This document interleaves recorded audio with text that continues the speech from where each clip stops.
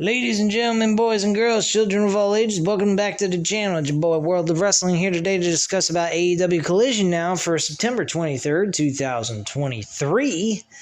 And this episode was a pretty solid, entertaining show. Collision the last couple of weeks have been kind of a bore fest in my personal opinion. I didn't particularly care for this show very much. But this past Saturday was fairly decent show. I watched this yesterday after I got done with work, so I figured I'd put the time in and go ahead and watch it and see how it was and then give you guys a review on it as soon as I can. So let's get into it. First match on the card was a three-way match for the TNT Championship. Luchasaurus defended the title against Darby Allin and Christian Cage, and would you believe it, Christian Cage wins the title by throwing Darby Allin out of the ring after he does a coffin drop, I believe it was. Yes, a coffin drop on Luchasaurus. And then Christian comes in, tosses Darby out, and covers Lucha for the 1-2-3 as he becomes the official TNT champion. So he's no longer walking around praising himself as a TNT champion. He is now the TNT champion officially. After the match, though, Christian hugs Luchasaurus, who holds up the hand of Christian Cage, and Luchasaurus then has Christian on his shoulders as Christian holds the belt up high, and he puts Christian down as he walking around the ring as Christian leaves the ring.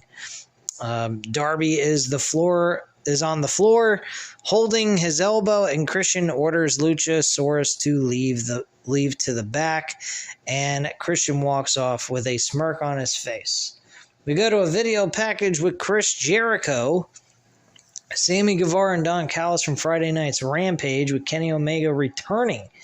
Alex Marvez is backstage with Don Callis and his family, and Don says it makes him sick that Chris Jericho and Kenny Omega are on the same page. Don says that Kenny has always been weak and he is not worried about the match for Wrestle Dream. Don then says he also has another family, and it's Will Ospreay. Don says his family has never been stronger, and he says he will see them in Seattle and they will wipe up the tears. Okay, Kenny Omega and Chris Jericho and Kota Ibushi versus Will Ospreay, Konishika Takeshita, and Sammy Guevara at Wrestle Dream in Seattle in a 6-man tag team match.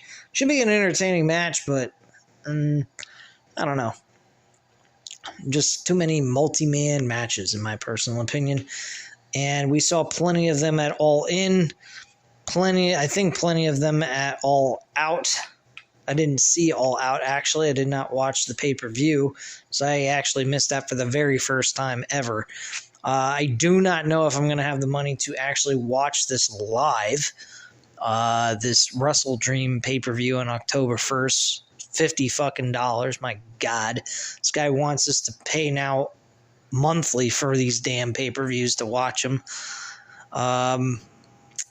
I don't know, TK, I think you're being a little greedy here. We better get this streaming service going so we can be able to watch this for a monthly payment so that we can see these pay-per-views on a month-to-month basis without forking out so much money. It's more cost-effective. Because $50 a month, I don't know if I'm going to be able to do that. I can do $50 for the 4 major pay-per-views every year, but the individual pay-per-views that fall in between those pay-per-views, I don't know. I think I might have a pass on that, so I'm not sure yet. So back from the break, Tony Schiavone's with Christian Cage and Luchasaurus. He says that he has dedicated his win to Nick Wayne's mom and late father. What a prick. It was announced that Tony Khan has announced that Christian will defend the TNT title next Sunday at Wrestle Dream in Seattle with a 2 out of 3 falls match, and Christian mad and walks off looking for Tony Khan. Hook is out for our next match, and it's Rob Van Dam and Hook against Angelo Parker and Matt Menard. This was actually a fun little match with Rob Van Dam and Hook teaming together. which I thought was very interesting. They worked very well together, gelled well, and it makes a lot of sense since Hook is holding the FTW Championship, which is a title that is an ECW Championship that Taz used to carry around back when he was in his prime. And of course, Rob Van Dam being an ECW performer at one point in his career and a major big name in ECW, basically Shawn Michaels of ECW.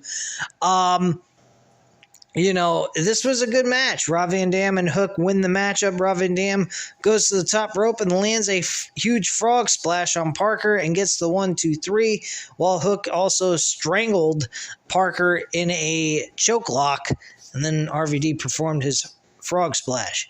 After the match, Hook and RVD celebrate with the fans, and we go to a video package with Eddie Kingston on his plans as he holds 2 belts, and Eddie Kingston will be defending both the Ring of Honor World title and the New Japan Wrestling Strong Openweight title against Shibata at WrestleDream next Sunday in Seattle. That should be a good match. Shibata is actually the son of a late great Japanese wrestler. I forgot his name, but I'm not too big on New Japan Wrestling. I followed it for a few years and kind of fell away from it. I can't keep up with all this wrestling shit all at once. It's just too much for one person to deal with. I need a fucking team to do this kind of shit and kind of, pass it on to other people to follow, because I can't follow all this crap. Too much for one person. Anyway, back from the break, we go to a vignette with the Dark Order. They are here for us, they say, basically saying that Dark Order is good. Yeah, okay, sure. Pretty stupid and pretty ridiculous, but humorous at the same time. So we're backstage with the Kingdom talking about neck health and how best friends are 2 dorks, and Matt Bennett or Mike Bennett and Matt Taven will have a match next week on Collision.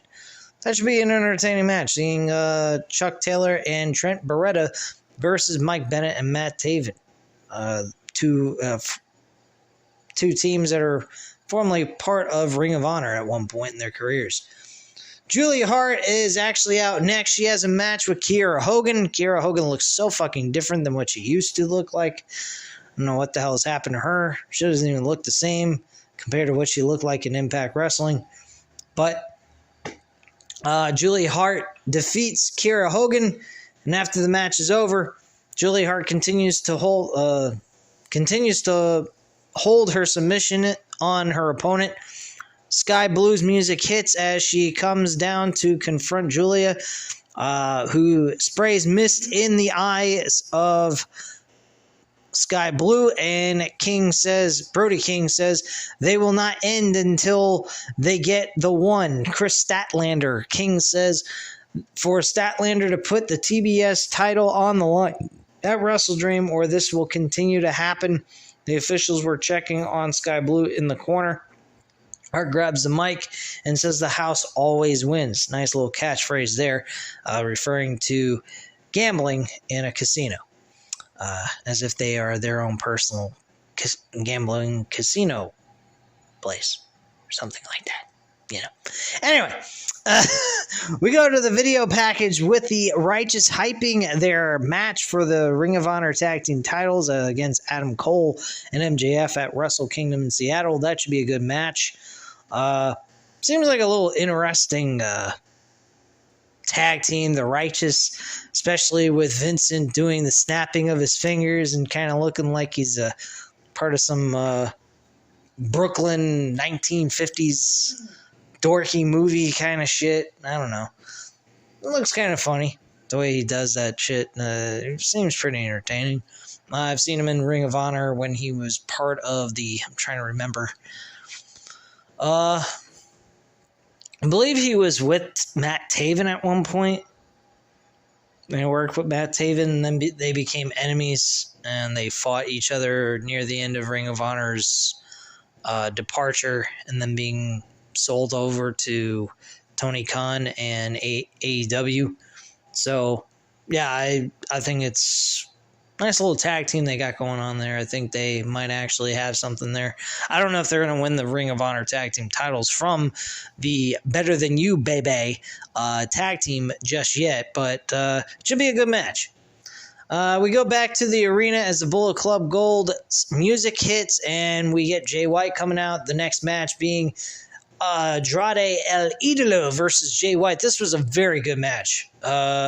Very entertaining matchup between these two. There was some outside interference thanks to Juice Robinson. He always stays rock hard. How? I don't know. I mean, he must be on one of those Viagras on a 24-hour-a-day basis, but he probably is going to need a shot in the dick to, get that sucker down. But anyway, match was pretty decent, very entertaining shit. I actually enjoyed the match for what it was. I had my eyes on this match the whole entire time. So basically, Juice Robinson distracts the ref as he nails Andrade with a foreign object in the head, and Jay then drops Andrade with the switchblade and covers Andrade for the 1-2-3, and that's how the match goes and ends. We go to a video package with Santana returning and being confronted by Ortiz, which is the same that aired during Rampage as well. Didn't know that. Don't watch Rampage. Don't give a flying fuck about Rampage. Rampage is a complete and utter waste of time. Why it's even on TV, I have no idea. They ought to just cut their losses with that program. It's a complete flop. Collision, at least, is somewhat of a success, despite the fact of losing CM Punk. CM Punk, I will admit, was a legitimate portion of this show, but guy's a scumbag. I don't like him. Is he a polarizing figure in pro wrestling? Yes, I will give him that. Will I be happy to see him in WWE? I mean, kind of. He probably will give them a shot in the arm if he does join WWE. I'm not sure if he's going to. If he does, that'll be a shocker, because at the end of the day, Vince McMahon's still there. Can't stand that son of a bitch. He's also mentioned multiple times he can't stand Triple H either. I don't know. This guy is like up and down all over the place. This guy is just fucking ridiculous when it comes to how he thinks. I really think the guy's got a psychological head problem. I think he might be bipolar. He might be an egotistical or narcissistic psychopath. Who the fuck knows what CM Punk really is in real life? And truthfully, I don't want to find out or know. Anyway, back from the break, we have Shane Taylor with Lee Moriarty talking about Keith Lee going to work for the other billionaire company as he stayed with Ring of Honor and became a name in Ring of Honor. And now we're going to have Keith Lee versus Lee Moriarty, so they have Lee versus Lee. Big whoop. Aussie Open comes out to the ring dressed in suits as they go to the announce table and hug Kevin Kelly as he calls them his boys. Apparently from New Japan Wrestling, them working together there in that promotion. FTR is introduced next to a great ovation, and we get FTR, Dax Hardwood, and Cash Wheeler defending the tag team titles against the Workhorsemen, which is Anthony Henry and JD Drake.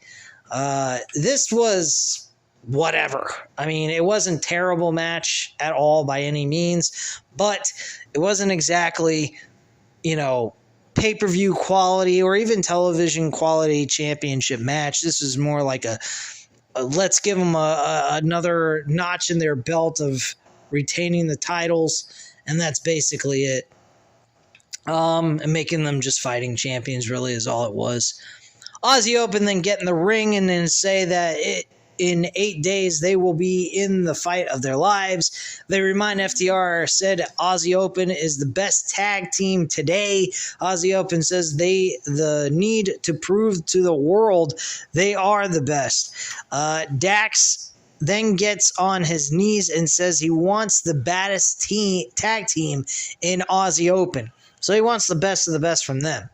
And Aussie Open's going to return the favor, I think, and we're going to have a hell of a fucking tag team match. I think we're going to have 2 really good tag team title matches on this card for WrestleDream. Then we got Zack Sabre Jr. versus Bryan Danielson. That should be a fucking barn burner of a match. Probably far better than the Okada match. I was very surprised by that match, actually. But from what I heard, he did suffer a major injury to his arm. So that's why he's been gone for all this time. So a lot of people are saying it's that reason. I would assume that if some people would say just give it a rematch and you probably see a better match out of it. If that's the case, fine by me. I mean, I don't have any issues with it, but I don't particularly think that match stole the show at the Forbidden Door pay-per-view this year. It had to be Will Ospreay and Kenny Omega for the IWGP US Championship. So just my viewpoint on that. And if anyone views differently, well, guess the joke's on you, because that was the fucking best match on the entire card. That's not an opinion. That is a fact. Anyway, moving on. Backstage, we have Lexi Nair talking to CJ Perry, and that's Miro's wife. Lexi asks CJ, why now after 2 years? CJ says Miro has lost his way with temptations. Miro comes in and says his temptation is her, and CJ's temptation is the lights and the camera. Miro says if she stays, he has to. CJ then asks Miro if he needs saving. CJ then says he will do what he does and she will do what she does. She then asks Miro not to lay a hand on her future clients and those she plans to manage, and Miro then walks off very frustrated. So apparently he's got a weakness. It's his wife. Obviously, that would make a lot of sense since he is married to her, he loves her, and he wants to fuck her brains out. Anyway. Back from the break, the commentary team runs down the lineup for Dynamite next week, Collision, and the video package for WrestleDream, along with the lineup. And then the video package promoting WrestleDream was well done. That's pretty much it. The last match was the main event, of course. We had Ricky Starks going up against Bryan Danielson in another matchup, the Texas Death Match, obviously taking place in Texas, I believe. This is basically a last man standing match, and Bryan Danielson, of course, wins in a very, very brutal and physical matchup. These guys really bruised the hell out of each other. This is the same kind of matchup we saw at the All Out pay-per-view from this past September. So very similar quality. So I guess apparently anybody that missed All Out got to see something similar to that type of style of what they did at All Out here on Collision this past Saturday. So if you missed All Out, you didn't miss anything. You got to see it replayed here on Collision to make up for the fact that maybe you didn't have the money and they gave it to you for free on television. Match was entertaining. The match ended. It looked like Ricky Starks was giving props to Bryan Danielson as Wheeler Yuta came down to the ring to help him out, and Ricky Starks was trying to separate Big Bill from trying to tear Bryan Danielson's head off, because apparently Ricky Starks is now has respect for Bryan Danielson despite losing to him twice. So there you go. That is pretty much the entire show in a nutshell. If you enjoyed this video, by all means, please hit the like button, hit the subscribe button if you're not already subscribed to the channel, and as always, leave a comment down below. I'll definitely get back to you on that. I thank you guys very much for watching, and have a great night, guys. Bye.